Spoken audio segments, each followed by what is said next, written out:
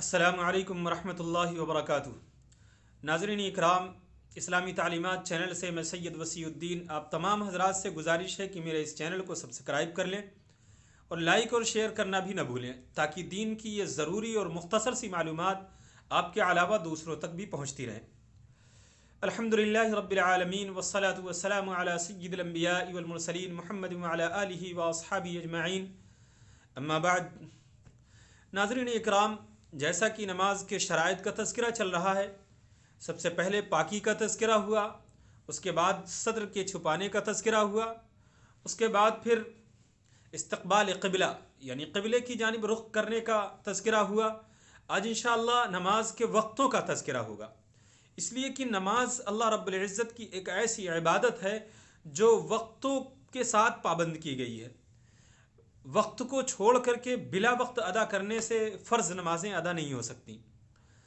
अल्लाह रब्बुल इज़्ज़त ने उसके लिए इरशाद फरमाया, इन्नस्सलात कानत अलल मुमिनीन किताबम मौक़ूता, यकीनन नमाज ईमान वालों पर अपने अपने वक्तों पर फ़र्ज़ की गई है। अल्लाह रब्बुल इज़्ज़त के इस इरशाद से ये बात वाज़ेह हो गई कि हमें इन 5 वक्त की नमाज़ों को उनके वक्तों पर ही अदा करना है।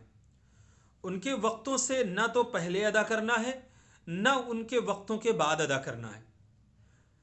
अगर हमने उन नमाज़ों को उनके वक्तों से पहले पढ़ लिया तो हमारी नमाज अदा नहीं हुई। अगर हमने उन वक्तों के गुज़र जाने के बाद पढ़ा तो वह नमाज अदा नहीं बल्कि क़ज़ा हुई। अल्लाह रब्बुल इज़्ज़त ने जो 5 नमाज़ें हम पर फ़र्ज़ फरमाई हैं, सबसे पहली नमाज फ़जर की नमाज सहर के ख़त्म होने के बाद उसका वक्त शुरू होता है और तुलुए आफ़ताब यानी सूरज के निकलने के वक्त तक रहता है। लेकिन उसके दरमियान में कौन सा वक्त फ़जर की नमाज की अदायगी के लिए अफजल और पसंदीदा है? अल्लाह के नबी सल्लल्लाहु अलैहि वसल्लम ने हुक्म फरमाया, अस्फिरु बिल फ़ज्र। फ़ज्र की नमाज का जो वक्त शुरू होता है वो अंधेरे का वक्त होता है। जिस वक्त सहर ख़त्म होकर के फ़ज्र की नमाज का वक्त शुरू होता है तो वो अंधेरे का वक्त होता है। उस वक्त फ़ज्र की नमाज का वक्त तो शुरू हो जाता है, नमाज पढ़ी जा सकती है, नमाज की अदायगी की जा सकती है, लेकिन अफजल वक्त वो है जिसके बारे में अल्लाह के नबी ने फरमाया, अस्फिरु बिल फ़ज्र। फ़ज्र की नमाज को इस्फ़ार के साथ पढ़ा करो, यानी फ़ज्र की नमाज को ऐसे वक्त में पढ़ो जब सुबह का उजाला होने लग जाए।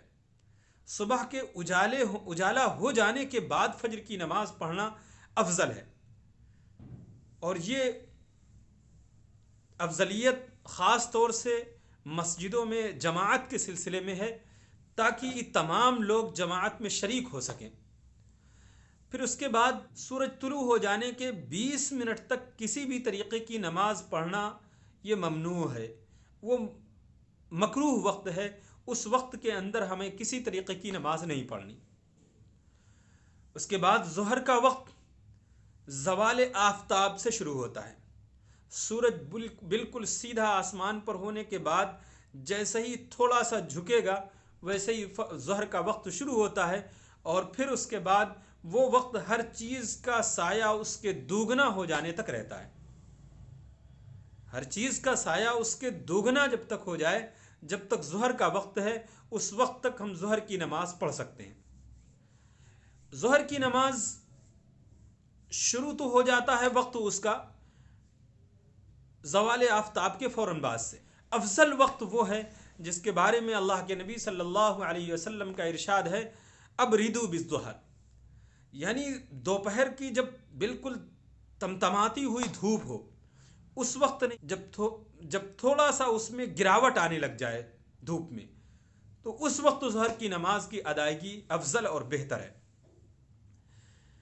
और असर की नमाज जब हर चीज़ का साया दोगुना हो जाए तो असर का वक्त शुरू हो जाएगा, और असर की नमाज का अफजल वक्त यही है कि जैसे ही असर की नमाज का वक्त शुरू हो फ़ौरन असर की नमाज पढ़ ली जाए। और असर का वक्त उस वक्त तक रहता है जब तक कि आफ़ताब गुरूब न हो जाए, सूरज गुरूब न हो जाए। सूरज के गुरूब होने तक असर का वक्त रहता है, लेकिन उस गुरूब होने से 15-20 मिनट पहले جب سورج بالکل مدھم ہو جاتا ہے اور نگاہ اس کے اوپر ٹکنے لگتی ہے تو وہ وقت مکروہ ہوتا ہے.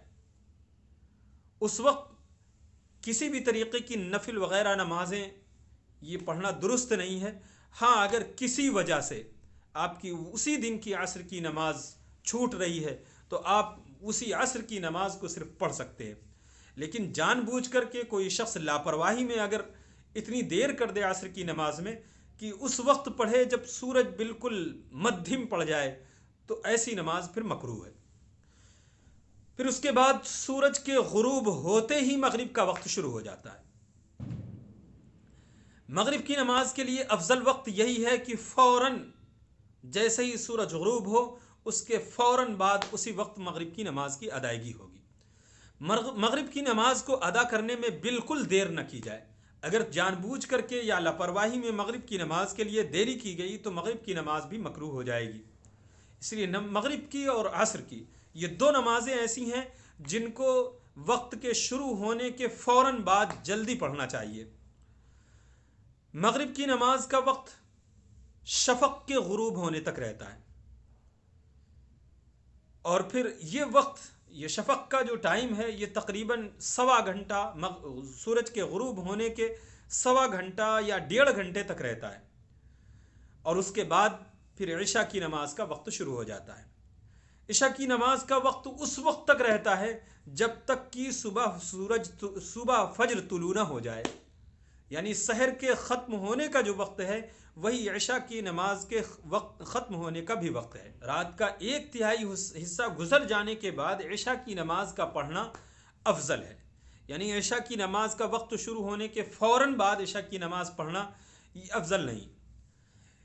اللہ کے نبی صلی اللہ علیہ وسلم کا پسندیدہ عمل یہ ہے کہ عشاء کی نماز سے پہلے کھانا وغیرہ اور دوسری جو ضروریات ہیں ان سے فارغ ہوا جائے اور فارغ ہونے کے بعد عشاء کی نماز پڑھنے کے بعد کسی طریقے کے کام میں نہ لگا جائے بلکہ فوراً سو جایا جائے تاکہ آخر رات میں اٹھ کر کے اللہ کی حمد و ثنا اور اس کی عبادت میں مشغول ہوا جائے.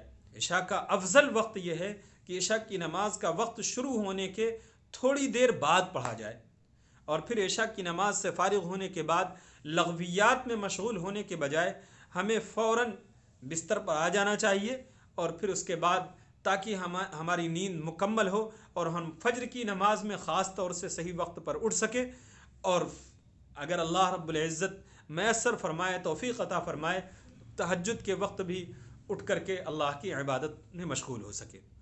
اس لیے کہ تہجد کی نماز یہ افضل ترین نمازوں میں سے ہے. نفل نمازوں میں سے افضل ترین نمازوں میں سے ہے. یہ وہ نماز ہے جس کا اللہ کے نبی صلی اللہ علیہ وسلم کو خاص طور سے اس کی تاکید فرمائی گئی تھی. فتہجد بہ نافلۃ لک. اللہ رب العزت نے اللہ کے نبی صلی اللہ علیہ وسلم کے لیے تہجد کی نماز کو ضروری قرار دے دیا تھا تو آپ صلی اللہ علیہ وسلم اسے پابندی سے ادا فرمایا کرتے تھے.